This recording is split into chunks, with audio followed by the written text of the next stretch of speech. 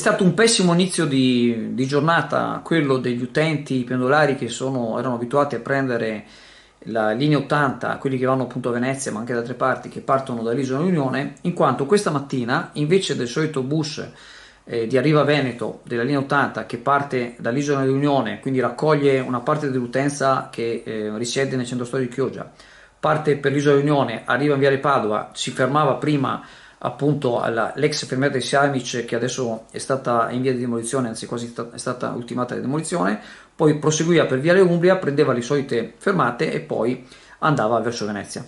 Questa mattina invece del solito autobus hanno trovato un minibus che li ha portati alla fermata sul lungomare vicino, dovrebbe essere vicino al Parco Hotel.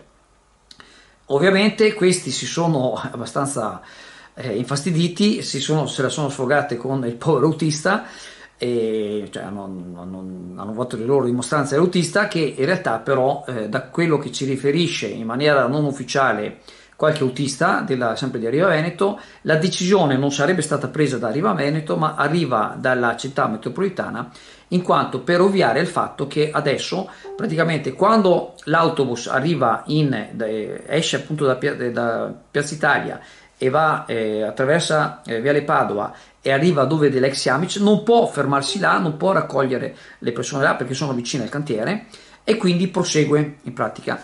E quindi da domani, quindi da oggi, da domani praticamente, le fermate per le persone che sono in centro storico a Chioggia in pratica saranno solo alla fermata che c'è in Tombola in pratica oppure in Piazza Europa perché praticamente la corriera sarà parcheggiata lato di fianco a Piazza Europa e poi o prosegue per Piazza Italia e si gira oppure sembra che adesso il cantiere sia un po' arretrato e quindi riesca a fare la manovra. Quindi fino a quando non si troverà una soluzione, abbiamo fatto un servizio, abbiamo parlato di questo appunto che c'è un'ipotesi vicino all'incrocio di Viale Umbria, fino a quando non verrà trovata una soluzione alternativa a questa problematica, fino a quando c'è il cantiere appunto in corso delle Siamice, praticamente il disagio per i pendolari non solo sembra non diminuirà ma probabilmente aumenterà. SD Auto informa della novità per il 2023, la revisione dei carrelli in sede. Si effettuano revisioni in sede dei rimorchi di massa complessiva non superiore ai 3.500 kg, 01 e 02, di carrelli per imbarcazioni, per moto, per auto, roulotte, trailer per il trasporto cavalli, carrelli tenda, carrelli trasporto animali e tutti i carrelli di massa complessiva non superiore ai 3.500 kg. Potete contattare SD Auto per qualsiasi informazione o chiarimento. La Regione Veneto ha previsto, a tutela del litorale di Isola Verde, la realizzazione di 4 barriere disposte parallelamente al litorale stesso, questo per ripristinarlo e ridurre la situazione compromessa dagli eventi meteomarini accaduti nel novembre del 2019.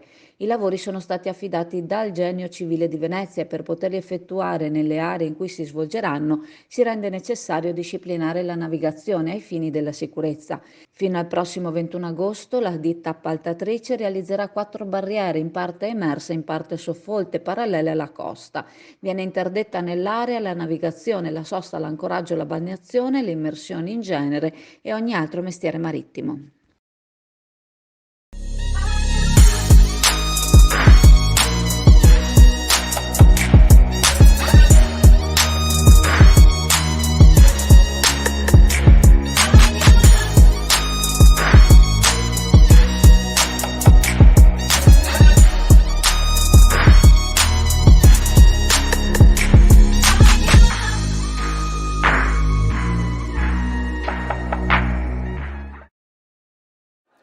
La proposta di direttiva della Commissione UE sulle case green era già una mazzata per gli italiani e purtroppo il testo elaborato dal Parlamento europeo, approvato questa mattina, peggiora ancora più le prospettive invece di accogliere le istanze di cittadini e associazioni di categoria.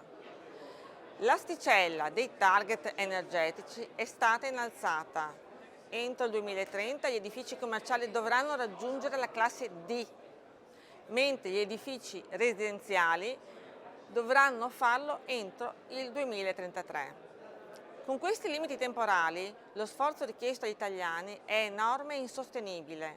Non lo dico solo io, ma tutti gli esperti. L'Enea, per esempio, ha calcolato che nel nostro paese 11 milioni di abitazioni, cioè il 74% del totale, hanno oggi una classe energetica inferiore alla D. È chiaro che siamo di fronte all'ennesima eurofollia di un'Europa che sta sacrificando milioni di famiglie e interi settori dell'economia in nome di una ingiustificabile ideologia verde. Come Lega avevamo già presentato 100 emendamenti al testo. Io stessa ho presentato un'interrogazione in merito e oggi abbiamo votato convintamente contro questa assurdità.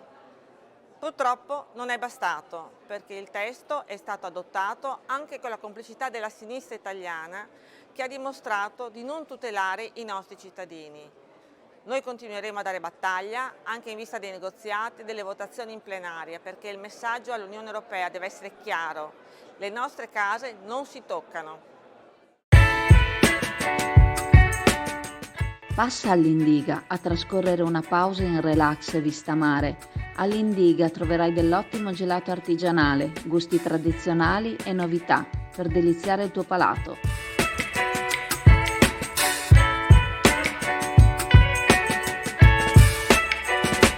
Indiga a Sottomarina ti aspetta.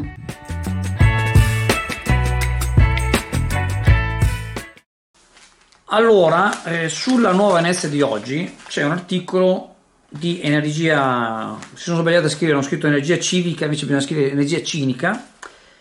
L'amministrazione acquisti l'aria del deposito del CPL. Allora, ancora una volta, Roberto Rossi, Maria Roba Boscolo continuano imperterriti, d'altra parte hanno vinto, in questa opera di disinformazione e di diffamazione, perché questa è diffamazione, nei confronti di questa società che ha realizzato, poveretti loro, questo benedetto impianto.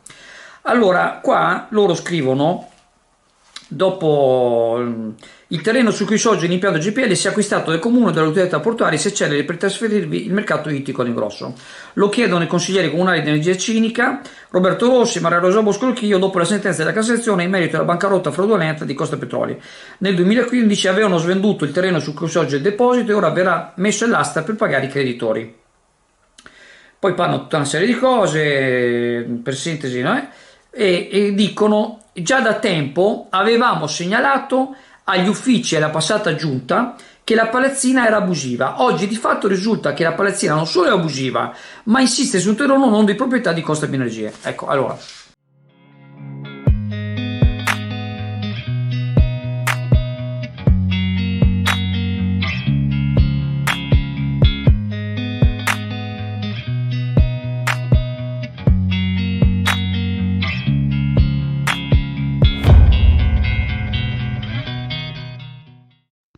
Come spiega l'onorevole eurodeputata Rosanna Conte, questa mattina è stato approvato il testo elaborato dal Parlamento europeo riguardante la direttiva sulle case green, nella quale le istanze dei cittadini e delle associazioni non sono state accolte, anzi, gli edifici commerciali entro il 2030 dovranno raggiungere la classe energetica D. Entro il 2033 la stessa classe dovrà essere raggiunta dagli edifici residenziali. Le conclusioni a cui arriva Conte è che con queste scadenze 2030 e 2033 lo sforzo che viene richiesto ai cittadini rischia di diventare insostenibile. L'Enea ha affermato che il 74% delle case italiane ha una classe energetica inferiore alla D. Conte menziona l'ennesima eurofollia europea che in nome di un'ideologia verde ha intenzione di sacrificare milioni di famiglie. Conte a riguardo aveva presentato un'interrogazione, la Lega aveva presentato 100 emendamenti, ma a quanto afferma il testo è stato adottato anche con la complicità della sinistra che ha dimostrato di non tutelare i nostri cittadini. Conte sostiene che la Lega continuerà a sostenere la causa italiana, le case, conclude, non si toccano. Befed, il pub di successo tutto italiano, dove trovi l'inimitabile galletto da mangiare con le mani, accompagnandolo con la tipica birra artigianale. Il galletto è sano, genuino ed eccellente, garantito da filiera controllata Valle Spluga e la birra artigianale nasce dall'esperienza di maestri birrai Befed. Befed, presso il parco commerciale Clodì per giovani e famiglie, un posto dove puoi sentirti come a casa tua. Nel corso delle normali attività di controllo presso i punti di sbarco del Pescato, ieri 8 febbraio, la motovedetta CP 2095 della Capitaneria di Porto Guardia Costiera di Chioggia intercettava un quantitativo di circa 1654 kg di prodotto ittico surgelato scaduto, conservato in scatolato per conto terzi all'interno di un centro di lavorazione. Si trattava di calamari, stoccafish e totani appartenenti a 3 diverse aziende. I militari hanno quindi elevato sanzioni pecuniarie per complessivi 6.000 euro, sequestrando il prodotto scaduto. Anche la Guardia di Finanza ha provveduto a effettuare un sequestro durante un controllo in ambito ittico. Si tratta stavolta di vongole Venus gallina, 2300 kg di prodotto privo della tracciabilità, rinvenute a bordo di un furgone in quel di Cavanella d'Adige. Il prodotto, posto sotto sequestro in quanto ancora vitale, è stato rigettato in mare.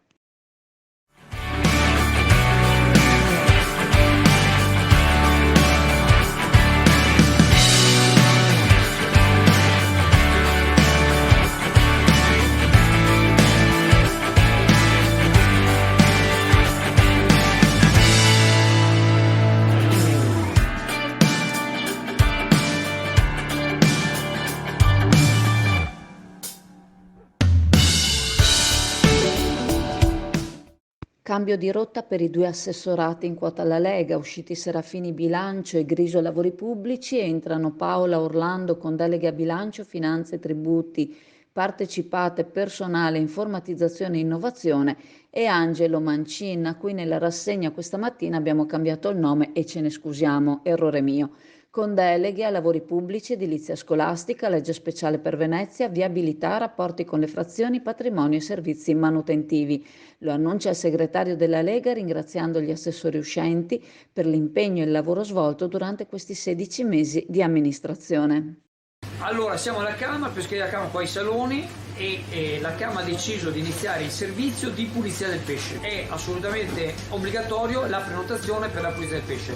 Se qualcuno giustamente vuole prima venire a vedere il pesce, voi sapete che qua avete il prezzo, avete la qualità, per la pulizia passa magari pomeriggio o cosa approfittato. La prenotazione si chiede almeno il giorno prima e al numero WhatsApp 334 6698 158. Vi ricordiamo che venire qui in pescheria è comodissimo, c'è un ampio parcheggio, quindi diciamo evitate qualsiasi tipo di stress.